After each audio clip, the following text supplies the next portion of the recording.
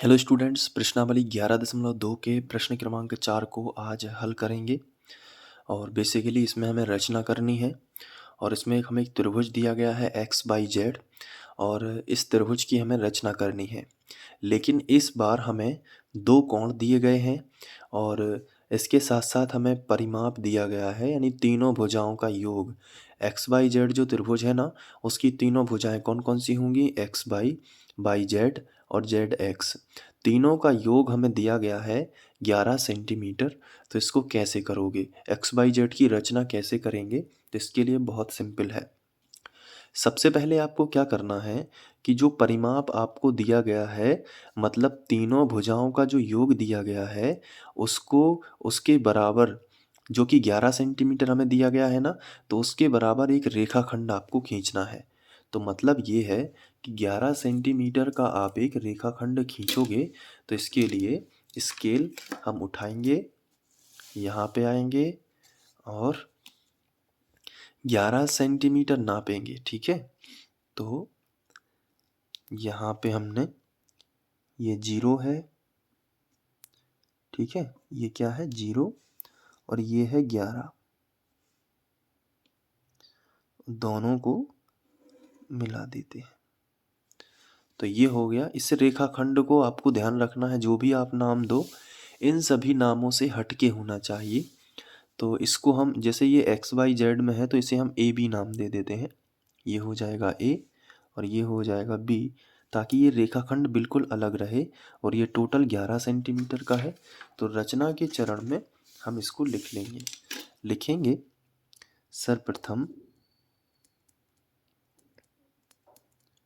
सर्वप्रथम A B बराबर 11 centimetre का एक रेखाखंड खींचा।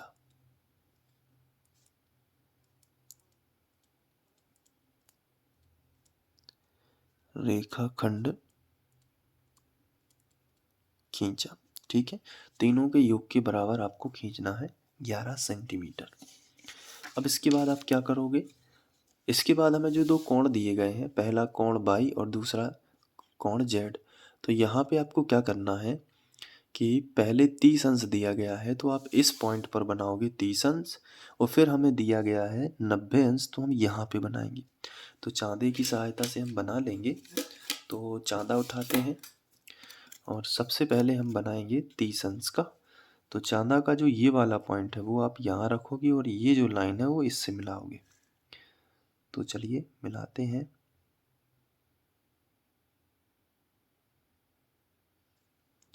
ये हमने चांदा रख लिया, जो कि है 30 अंश पर। यहाँ पे हम इसको थोड़ा और ऐसे करेंगे, ठीक है। अब हम 30 अंश देखेंगे कहाँ पे है, ये देखिए, ये है 30, तो यहाँ पे एक पॉइंट रख लेंगे, ये 30 अंश है। अब इसको बनाती हुई एक किरण खींच देंगे। तो जैसे कि आप देख पा रहे हैं, इसको बनाती हुई एक किरण हम खींच देंगे यहाँ पे।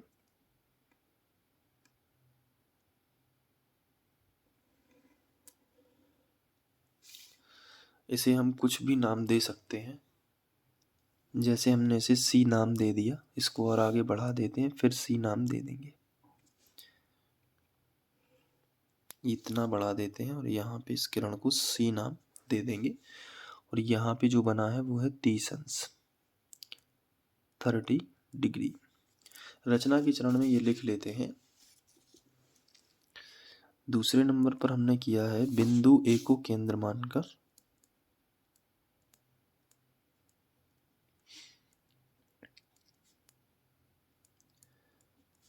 केंद्र मानकर 30 अंश का कोण बनाती हुई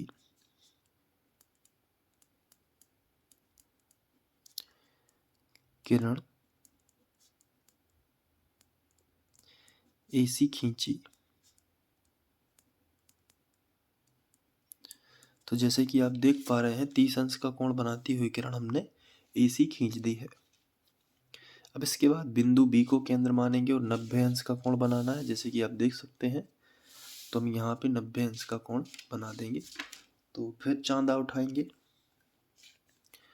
और यहाँ पे बिल्कुल सेंटर में रखेंगे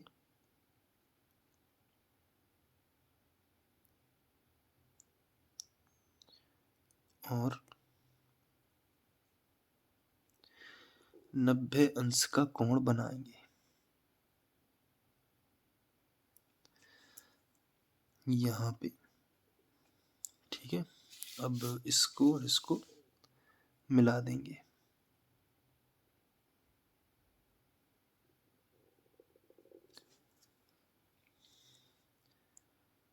और एक सीधी लाइन खींच देंगे,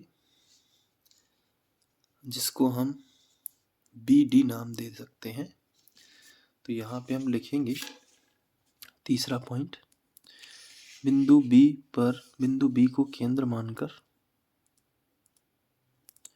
बिंदु B को केंद्र मानकर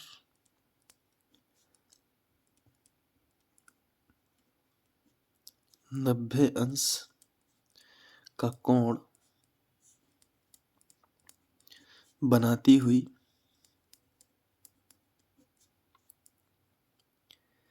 किरण BD खींची। इस तरीके से हमने दोनों किरणें खींच ली। तो ये है 90 डिग्री का।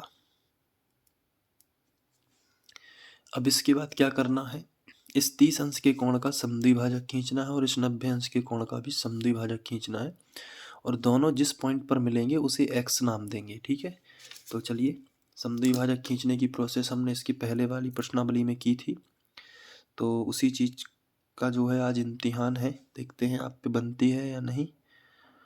ये देखिए, कोई भी त्रिज्या लेकर एक प्रकार आप खोल सकते हैं और उसके बाद आपको इस कोण को एक चाप लगाना है ऐसे। ठीक है। अब यहाँ पे मिलेंगे आपको 2 पॉइंट। एक पहला पॉइंट ये और दूसरा पॉइंट ये। 2 पॉइंट आपको मिलेंगे। तो बस आपको क्या करना है, या तो यही खोल के रखना है या थोड़ा सा और आप इसका आधे से ज़्यादा लेना है। तो बेसिकली वैसे ही ये छोटा है, तो आप इसका आधे से ज़्यादा इतना ही ले सकते हो या फिर इतना ले सकते हो। ठीक है। तो ये उससे तो कम होगा नहीं। तो ये देखिए, मैंने आधे से ज़्यादा इसको ले लिया है, मतलब पूरे से कम है, आधे से ज़्यादा है। अब आपको क्या करना है, यहाँ पे चाप लगाना है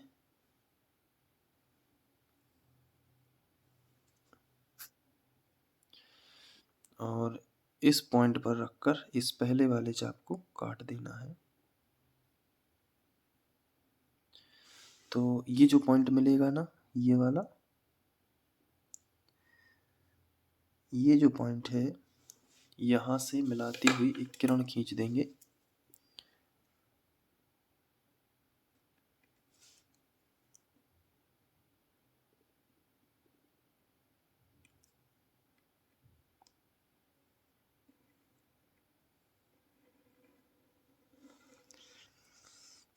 ठीक है।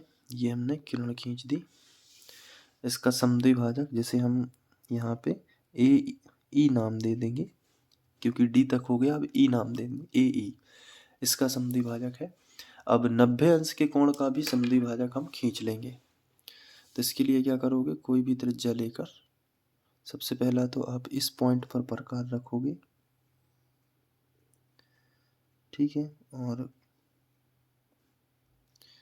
ऐसे आप एक चाप लगा दोगे। अब यहाँ पे जो 2 पॉइंट मिलेंगे, इन 2 पॉइंट से थोड़ा सा अधिक प्रकार खोलोगे, इसको इससे मिलाओगे ना, तो इसका आधा यहाँ कहीं होगा, तो आधे से ज़्यादा। मैंने आपको इसको कई बार बताया है ना। तो आप यहाँ पे एक प्रकार की नोक रख लोगे अच्छे से, और यहाँ पे भी प्रकार की नोक अच्छे से रख लोगे। फिर क्या करोगे, आधे से ज़्यादा आपको लेना है प्रकार। ठीक है। और यहाँ पे चाप लगा देना है। और अब इस पर पॉइंट पर रखकर इस पहले वाले चाप को क्रॉस कर देना। तो जहाँ पे ये मिलेगा ना, इसको एक क्रॉस पॉइंट को एक बहुत ही बारीक पॉइंट से दबा देना है। अब जैसे ही आप दबाओगे तो इस बी बिंदु से होता हुआ एक यहाँ किरण भी खींचेंगे। तो पेन रख के देख लेना है कि सही आ रहा है कि नहीं, और यहाँ पे भी और यहाँ पे भी। और अब आप क्या करोगे, सिंपल एक किरण खींच दोगे जो कि होगी बी एफ किरण, क्योंकि ए ई ये हो गया, बी एफ ये, तो ये क्या होगा, जो कोण 30 अंश का है, कोण ए का समद्विभाजक ए ई और कोण बी का समद्विभाजक बी एफ खींचे, जो परस्पर कहाँ मिलते हैं, एक्स पर मिलते हैं। तो एक्स पॉइंट नाम दे देंगे यहाँ पे लिखेंगे कोण ए और कोण बी के समद्विभाजक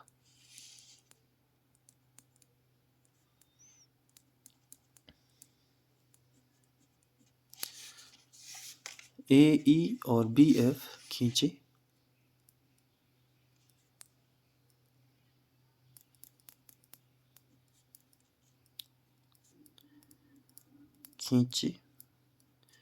जो परस्पर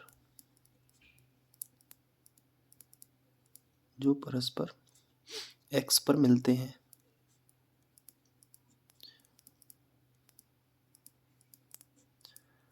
तो इस तरीके से हमने एक्स पॉइंट प्राप्त कर लिया।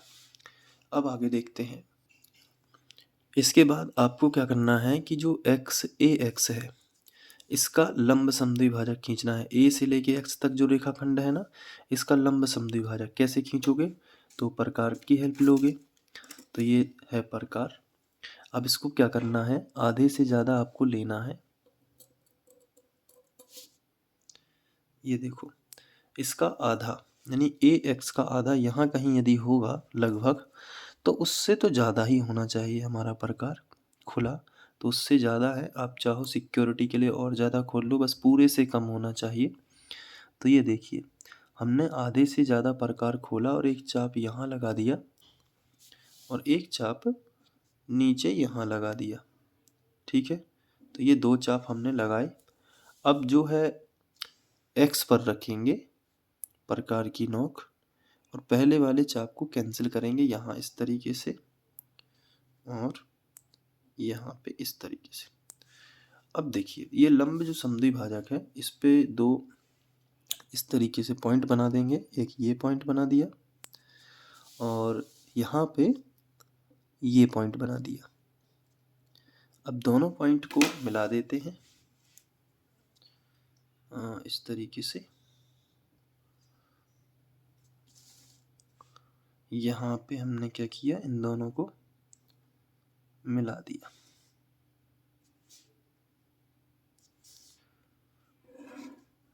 ये देखिए, तो ये जिस पॉइंट पर भी यहाँ पे टच होता है उसे हम नाम देंगे बाई। यहाँ पे हमने नाम दे दिया बाई। अब इसके बाद हम जो है इस लंब समद्विभाजक का भी समद्विभाजन करेंगे। इसके पहले हम इसे पी क्यू नाम दे देंगे, पी और क्यू। तो पी क्यू जो है वो एक्स ए का क्या है, लंब समद्विभाजक। तो ये यहाँ पे मिला है, जो ए बी जो हमारा रेखाखंड था उसे बाई पर मिलता है। तो इस चीज़ को हम यहाँ पे लिखेंगे।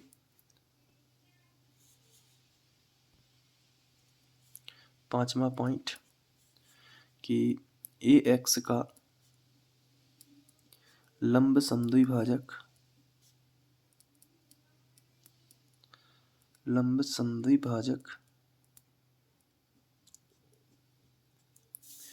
ए एक्स का लंब समद्विभाजक पी क्यू खींचा जो ए बी को बाई पर मिलता है। यहाँ आप देख सकते हैं ना, ऐसे ये देखिए ए बी को कहाँ पे मिला है, ए बी को बाई पर। तो लिखोगे जो ए बी को बाई पर मिलता है।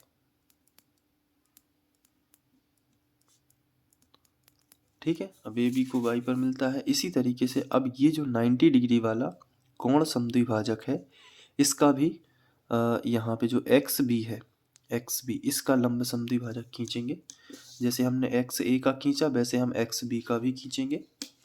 तो चलिए इसके लिए ये जो एक्स बी है इसका आधा यहाँ कहीं होगा, तो इससे ज़्यादा आपको प्रकार खोलना पड़ेगा।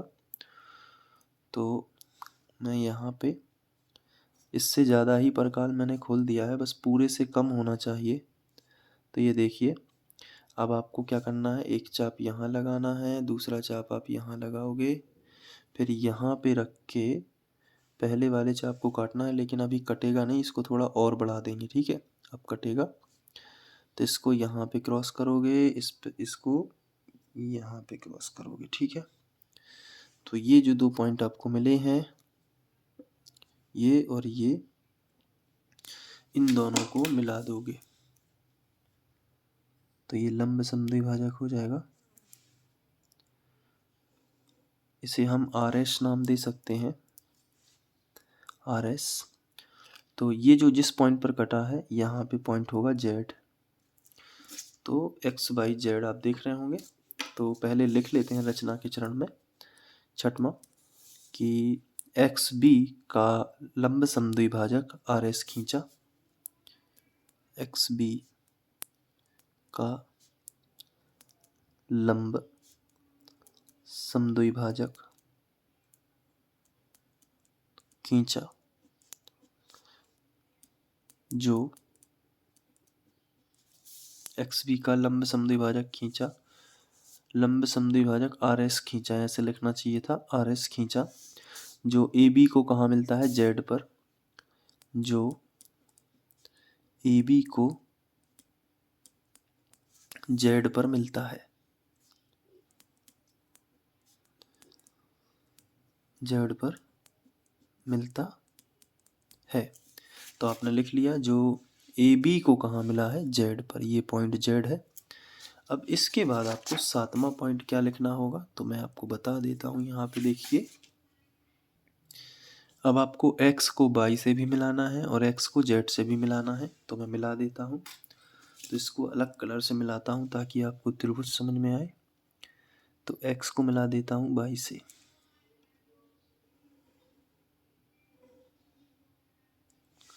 और x को मिला देता हूँ z से।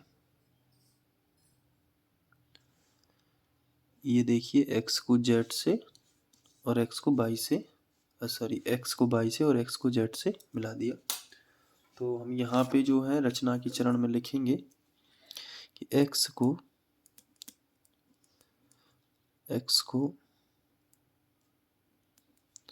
y तथा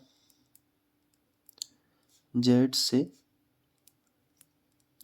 मिलाया।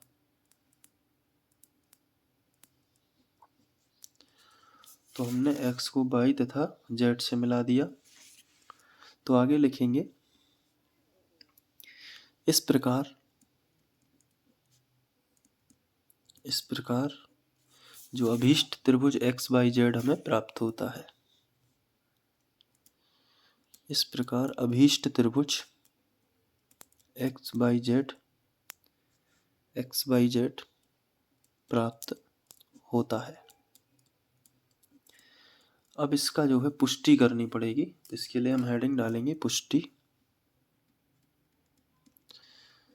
तो पुष्टि के लिए हम क्या करेंगे, बहुत ही सिंपल है। हमें जो दिया गया था X Y plus Y Z plus Z X बराबर 11, तो ये हम यहाँ पे ले लेंगे कि दिया गया था